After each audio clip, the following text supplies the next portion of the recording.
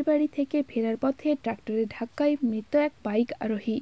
ঘটনাটি ঘটে 21শে মার্চ সন্ধে 7টা নাগাদ পশ্চিম মেদিনীপুর জেলার চন্দ্রকোনা থানার ঘনরামপুর গ্রামে।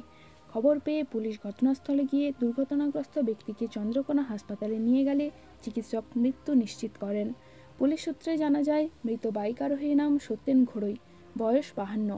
মৃতের মাথায় হেলমেট ছিল। মৃতের বাড়ি কেশপুর থানার মুগবাসন পুরুনবেড়া গ্রামে, মেয়ের বাড়ি চন্দ্রকোনা থানার ঘনরামপুরে। ঘাতক ট্রাক্টরটিকে আটক করা হয়েছে। মৃতের ভাই সন্দীপ ঘোড়ই বলেন, গতকাল বিকেলে সত্যেন ঘোড়ই একাই মোটর বাইকে করে মেয়ের বাড়ি দেখা করতে এসেছিল। সন্ধে নাগাদ বাড়ি ফেরার সময় ঘনরামপুর মোড়ে একটি ট্রাক্টর মুখোমুখি ধাক্কা মারলে ছিটকে পড়ে যান। ঘটনাস্থলে মৃত্যু হয় বছর 52 সত্যেন ঘোড়ইয়ের। স্থানীয়রাই পরিবারে ও পুলিশে খবর দেয়। হোলির দিনে এরকম মর্মান্তিক ঘটনায় শোকের ছায়া মৃতের পরিবারে। চন্দ্রকোনা থেকে বাবলু সাঁতরার রিপোর্ট।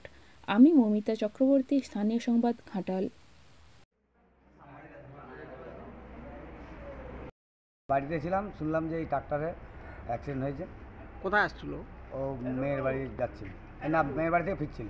কোথায় মেয়ে বাড়ি? মেয়ের বাড়ি ঘননাম, আর ওনার বাড়ি পুরুনবেড়া। এমনি কোথায় ঘটনাটা কোথায় হয়েছে? ঘননামপুরে হয়েছে। হ্যাঁ, ঘননামপুরেই ঘটনাটা হয়েছে। আচ্ছা, মানে ট্র্যাক্টর কি ঠুকে দিয়েছে? ট্রাক্টরে ঢুকে ট্রাক্টরের পেছন সামনে মোটামুটি কীভাবে এসে মারা গেল অ্যাক্সিডেন্ট করে। ওই ট্র্যাক্টরটা কি ধরা গেছে না? ট্রাক্টর ধরা গেছে। এর নাম কি যিনি মারা গেছে? সত্যেন করে। কত বয়স হবে? 56 করা হলো। মানে উনি কি ঘটনাস্থলেই মারা গেছিলেন? ঘটনাস্থলে মারা। আপনার নাম? সন্দীপ করে। ঘাটাল মহকুমার সমস্ত খবর সঙ্গে সঙ্গে পেতে আমাদের এই চ্যানেলটিকে সাবস্ক্রাইব করুন।